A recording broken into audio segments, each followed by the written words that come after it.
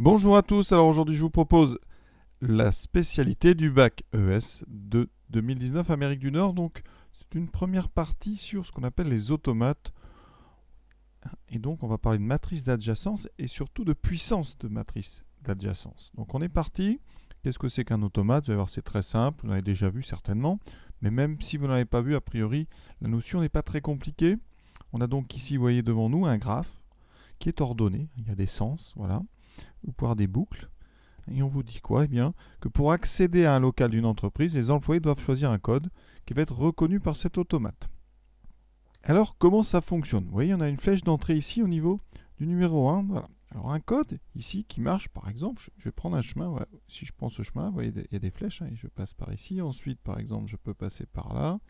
Et après, je peux passer par là. Donc, le départ, c'est 1. La fin, c'est 4. D'accord? Puisqu'on vous dit une succession de lettres constitue un code en partant du sommet 1 et en sortant au sommet 4. Donc là, ce chemin que je viens de tracer en rouge, eh bien, il a emprunté la lettre A, puis la lettre B, puis la lettre B. Donc ça veut dire que A, B, B, c'est un code acceptable par cet automate. Autre exemple, j'aurais pu prendre d'abord B, ensuite je peux prendre cette boucle, voilà, et après je suis obligé de faire ceci, et donc j'obtiens un deuxième code, B, A, B. Voilà. B A B, c'est aussi acceptable. Et comme ça, on peut former un certain nombre de codes.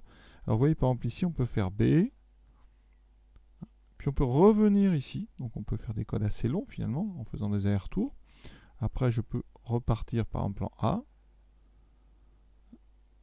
repartir en B, et après, arriver en B. Alors après, on peut imaginer ici qu'une fois qu'on est arrivé en B, on peut même retourner en C, d'accord, pour refaire une boucle.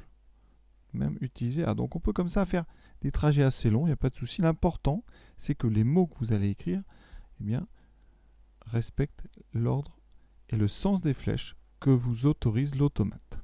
Vous avez bien compris, il s'agit donc d'un graphe orienté à 4 sommets, 1, 2, 3, 4.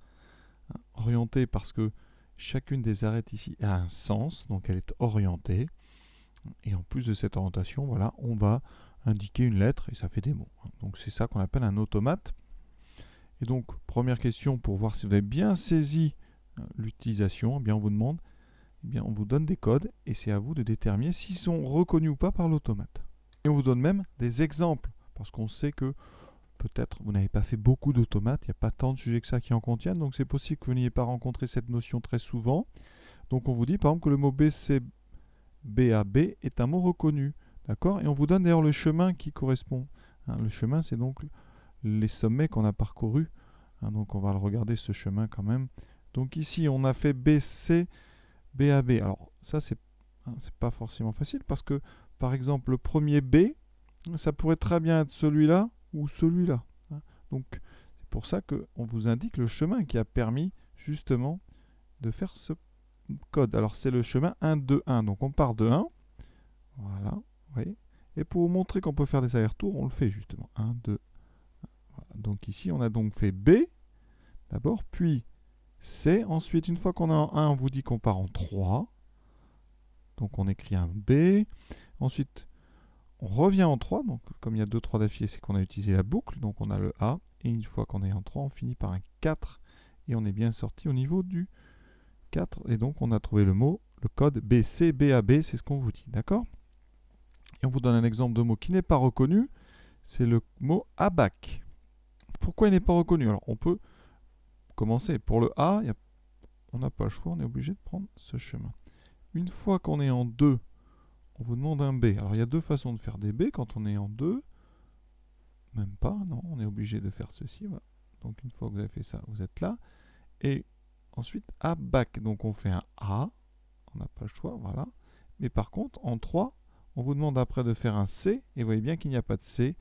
Et quand on est au sommet 3, on ne peut pas écrire la lettre C. Donc, eh bien, on ne va pas pouvoir atteindre le sommet 4. Donc ce mot ABAC n'est pas reconnu, puisqu'on n'est pas sorti par le sommet numéro 4. Donc on vous donne 3 mots et on va nous dire quels sont ceux qui sont reconnus. Et je citerai à chaque fois le chemin ou les chemins qui peuvent permettre d'écrire ce mot. Donc on va commencer par ABAB. Alors est-ce qu'on peut écrire ABAB? Alors déjà, le A on l'a déjà dit tout à l'heure, on n'a pas le choix. C'est forcément celui-là. Ensuite, fait B, AB. Alors si vous revenez, ici on ne peut pas, on l'a déjà dit. Donc le B, bah, tout à l'heure, je crois que je me répète, mais effectivement, une fois qu'on est en 2, pour le B, on n'a pas le choix. On est obligé donc de prendre ce chemin-là. Donc on a fait 1, puis 2, puis 3. Une fois qu'on est en 3, on a déjà écrit AB. Maintenant, il faut écrire encore AB. Donc là, ben, vous utilisez la boucle. Donc vous écrivez ici un A, puis un B, puis un A. Et une fois qu'on a effectivement, on a écrit un B. Donc pas de souci, c'est bon. Et donc le mot A, B, AB est reconnu. Et le chemin, je vais le donner. Donc c'est 1, 2, 3, 3. Ça indique qu'il y a une boucle. Et 4. Non, A, B, C. D'accord? Alors A, B, C. Le A, comme on a l'habitude, c'est forcément un parcours 1, 2. Ensuite, un B. Alors un B ici, ben, on n'a pas le choix. On va jusqu'à 3. Et ensuite le C, eh bien, on ne peut pas. On n'a pas de C ici qui est issu du sommet 3. Donc ABC n'est pas reconnu. Alors là, on ne peut pas expliquer pourquoi. Si vous pouvez dire à la rigueur qu'on ne peut pas faire le C à partir du sommet 3. Hein, donc pas de C partant de 3. Et je vais faire un rond comme ça. On comprendra bien que c'est le sommet 3. Maintenant, A, B, B, C, B, B. Alors A, on est obligé, c'est ce chemin-là. Ensuite, le B, une fois qu'on est en 2, c'est forcément celui-là. On doit faire un deuxième B. Alors, on n'a pas le choix. Pour faire un deuxième B, issu de 3, hein, le seul chemin qui part de 3 avec un B, c'est celui-là. Et ensuite, on est déjà arrivé, mais on a le droit de refaire des boucles. J'ai déjà dit tout à l'heure. Donc là, on doit refaire C, B, B. Alors, est-ce qu'on peut faire C? Eh bien, oui. Donc, je vais aller ici. Et après, je dois refaire B et B. Eh bien, je vais faire B. Et ensuite, je refais B. Donc, c'est bon. Alors, le chemin, c'est donc un chemin. Donc, on va le dire. A, B, B, C, B, B est reconnu.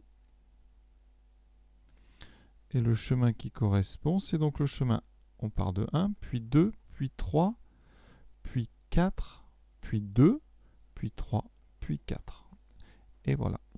Deuxième question, matrice d'adjacence. Donc recopier et compléter la matrice d'adjacence M et on vous donne, parce que comme c'est sur un automate, c'est particulier, on vous donne la première ligne. Donc comme ça, je vais pouvoir vous expliquer. Alors je vous rappelle que le graphe va être orienté. Ensuite, je rappelle qu'une matrice d'adjacence, c'est donc une matrice. Alors ici, on va numéroter donc dans l'ordre des lettres, enfin des numéros, 1, 2, 3, 4. Et donc, les coefficients de cette matrice, ça sera à chaque fois le nombre d'arêtes joignant le sommet du numéro de la ligne au sommet du numéro de la colonne. D'accord? Donc ici, vous allez voir, on va donc ici, donc la première colonne, ce sera sommet 1, sommet 2, sommet 3, sommet 4. Et on va avoir pareil ici pour les lignes. Donc ici, 1, 2, 3, 4. Alors, on va prendre sommet après sommet, on est là pour apprendre. Donc ici, vous avez inscrit un 0. Alors ce 0, qui c'est? C'est le terme A1, 1. C'est donc le nombre de trajets qui vont aller du sommet 1 vers le sommet 1. D'accord? La ligne et la colonne. Alors là, c'est les mêmes. Donc ça peut porter à confusion. Combien y a-t-il? Eh bien, en 1, on voit bien qu'il n'y a pas de boucle. Donc aucun chemin ne relie le sommet 1 au sommet 1. Donc on met un 0. Deuxième nombre, vous avez un 2 ici. Alors ce 2, c'est donc le coefficient qui est en première ligne, deuxième colonne. Donc il va vous indiquer le nombre de trajets qui va du sommet 1 au sommet 2. On regarde, sommet 1, sommet 2, je vais vous les indiquer. On va de 1 à 2, on a ici ce chemin-là et ce chemin-là. Attention, le C n'est pas dans le bon sens, on ne le compte pas. Vous avez bien deux chemins, donc on indique un 2. Troisième chose, ce 1, c'est donc le coefficient en première ligne, troisième colonne, c'est A1, 3. Il indique donc le nombre de chemins qui vont du sommet 1 au sommet 3. Et si on regarde bien sur le dessin, on en a un, c'est celui-là. D'accord? Et dernière chose, on va tout faire, comme ça on sera bien. Ce 0 ici, il indique, donc on sait que c'est le coefficient A1, 4. Donc il indique le nombre de trajets qui vont de 1 jusqu'à 4. Et on voit bien que sur le dessin, aucun trajet ne va directement de 1 à 4. Donc on indique un 0. Et on va donc les faire un par un. Alors ici, donc celui-ci. C'est donc le coefficient A2, 1. deuxième ligne, première colonne. Donc il indique le nombre de chemins qui vont du sommet 2 au sommet 1. Je regarde sommet 2, sommet 1. Ah, eh bien j'en ai un ici, vous voyez, c'est celui-là, avec la lettre C. Donc ici, je vais indiquer un 1. Un chemin va du sommet 2 au sommet 1. Et on va tout faire. Alors après, on va sommet 2 à sommet 2. Donc on reste là sur le 2 pendant quelques temps. Donc du 2 au 1, j'en ai un. Du 2 au 2, je n'ai pas de boucle. Donc j'indique un 0. Du 2 au 3, j'ai celui-là. Donc j'en ai un. Du 2 au 4, j'ai celui-là, mais il n'est pas dans le bon sens. Donc je n'en ai pas. 0. Maintenant, on s'attaque à la troisième ligne, donc au sommet numéro 3. Je suis donc ici.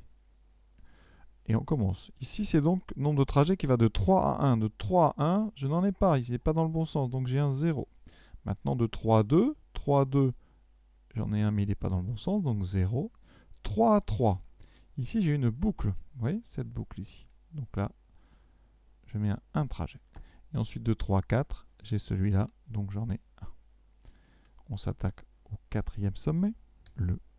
Celui-là, donc ici, qu'est-ce qui se passe? De 4 à 1, aucun trajet. De 4 à 2, ah, j'en ai un ici. De 4 à 3, je n'en ai aucun. De 4 à 4, je n'ai pas de boucle, ça donne donc 0.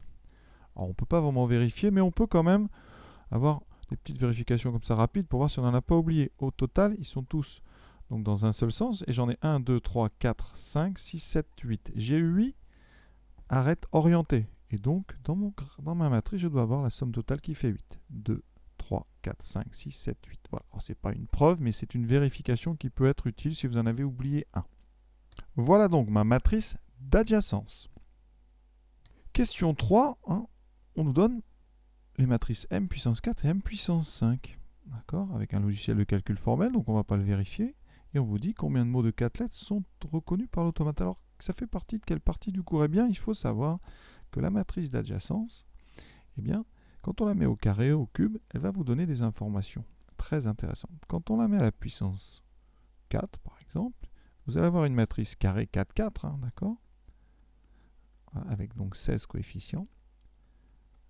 Eh bien, par exemple, je prends un coefficient hasard, le coefficient A2, 3, qui est donc situé en deuxième ligne, troisième colonne. Ce coefficient A2, 3 ici, qu'on note M4 ici avec entre parenthèses, donc en général je mets ici 2,3 dessous, mais là il y a beaucoup de nombres, donc on sera beaucoup plus clair sur la copie. Donc ce coefficient, qu'est-ce qu'il donne, hein? C'est donc le coefficient A2, 3 de cette matrice. Il donne le nombre de chemins de longueur 4 qui relie le sommet 2 au sommet 3. D'accord? Donc ici, je vais regarder un petit peu cette matrice M4. Qu'est-ce qu'elle me dit? Elle me dit, par exemple, pour bien que vous compreniez, je vais regarder ce nombre 7 ici. 7, c'est le coefficient de la matrice M4 qui est situé en deuxième ligne et troisième colonne. D'accord? Donc, ce coefficient, c'est 7. Alors, on va lui donner un autre nom, parce que moi, j'aime pas trop cette notation. Là, on n'y comprend plus grand-chose. Donc, ici, on va appeler ça, on va mettre peut-être des parenthèses, comme ça, ça sera plus clair. Voilà. Pour bien que vous voyez que le 2, 3, c'est la position donc dans la matrice. C'est 7. Qu'est-ce que ça veut dire, ce 7? Eh bien, il y a 7 chemins de longueur 4. Pourquoi 4? Parce que je vous l'ai dit, c'est la puissance ici 4. Donc dans cette matrice, vous avez des nombres de chemins toujours de longueur 4, c'est-à-dire qui empruntent 4 arêtes. Longueur 4 qui relie le sommet 2 au sommet 3. D'accord? Parce que c'est en deuxième ligne, troisième colonne. Ça veut dire qu'ici, première chose, on se fiche royalement de la matrice M5, puisque la matrice M5 va nous donner des mots de 5 lettres et donc des chemins. D'accord? Des chemins de longueur 5, donc des mots de 5 lettres. Moi, je veux des mots de 4 lettres. Donc, la matrice M5 ne nous intéresse pas du tout. Donc, c'est un piège, hein, d'accord? D'autant plus que dans la matrice M5, il y a plein de 4. Donc, ça peut piéger ceux qui n'ont pas vraiment compris cette notion. Donc, ici, on veut des mots de 4 lettres. combien de mots de 4 lettres sont reconnus par l'automate? Eh bien, il suffit donc de voir. Il faut donc chercher dans la matrice M4, c'est-à-dire des trajets de longueur 4, donc des mots de 4 lettres, le nombre de chemins allant de donc 1 à 4. D'accord?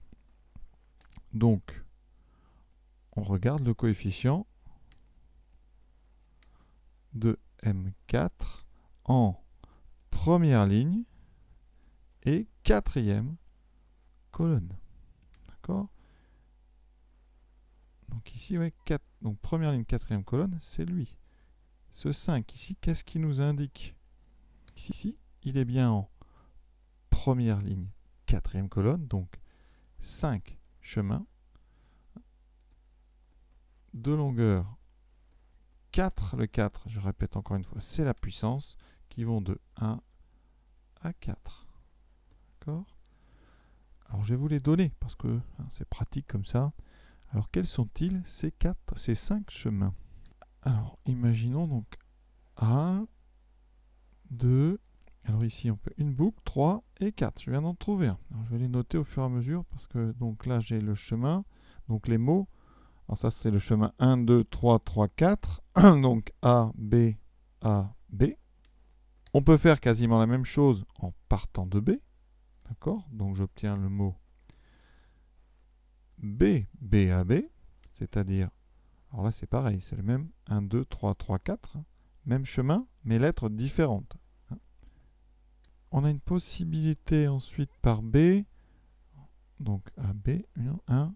Ensuite, il nous faut une boucle et une deuxième boucle. Comme ça, on a bien 4 arêtes. Donc ça, c'est donc le chemin 1, 3, 3, 3. On fait 2 boucles, puis 4. Le mot, ça sera B, A, A, B. Le suivant, alors on va ruser. On va aller donc ici en 2. Et après, on va revenir. Et comme ça, après, en 2 arêtes, on est revenu ici. Voilà. Donc, ça nous fait... Alors, il y a 2 possibilités d'aller en 2, c'est ça. Donc, les chemins, c'est 1, 2, 1, 3, 4. Alors, si on prend d'abord un A, ça fait A. Puis après, on revient par C, puis B, A, C, B, B. Et ensuite, le même chemin, 1, 2, 1, 3, 4. Mais cette fois-ci, sera B, C, B, B. Et vous voyez bien qu'on en a 5. Il n'y en a pas d'autres. On relit bien la question. On a justifié et j'ai cité. Donc, on vous dit quels sont-ils. Donc, voilà les 5. Des fois, c'est pas toujours facile de les trouver. Voilà. Donc, l'exercice, en fait, cette partie A donc, est terminée. Elle était totalement indépendante de la partie B. Donc, on fera la partie B dans une autre vidéo pour éviter d'avoir des choses trop longues. Et en espérant que vous avez bien compris. Alors, si vous voulez, je vais regarder la matrice M5 pour voir un petit peu ce que ça pourrait donner comme question. Voici cette matrice M5. Ici, par exemple, je m'occupais du 1. Alors, le 1, il est situé en quatrième ligne, première colonne. Donc, il indique le nombre de chemins qui va aller du quatrième sommet au premier. Et avec des chemins de longueur 5, puisque c'est la puissance 5. Donc 5 lettres ici. La longueur, c'est le nombre de lettres. Donc je dois trouver un chemin qui va de 4 à 1 en 5 lettres. Alors c'est pas toujours facile à trouver. Donc ici, de toute façon, partant de 4, on n'a qu'un choix. On va en C. Alors après, ça fait donc un trajet. Il m'en reste 4. Donc ce qu'on peut faire, par exemple, c'est ici, retourner en C. Donc ça fait 2. Après 3. 4, 5. Vous voyez là, on n'y est pas arrivé. Il faut bien chercher parce qu'il y en a forcément un et un seul. Donc ici, alors je vais vous le donner. Ça fait 1. On va revenir ici. 2, 3. On repart 4. Et on finit en 5. Donc le mot ici qui correspond à ce 1, c'est donc un C, B, B, C, C. Voilà. C'était juste vraiment pour faire un autre exemple. Vous compreniez l'intérêt de la matrice M5. Ici, c'était juste un piège pour être sûr. Voilà. Que vous ne confondiez pas les coefficients 4 avec ici les mots de 4 lettres. D'accord? Les 4 que vous avez ici, c'est des 4 chemins de longueur 5. Voilà pour cette partie-là. J'espère que vous avez bien compris. À bientôt.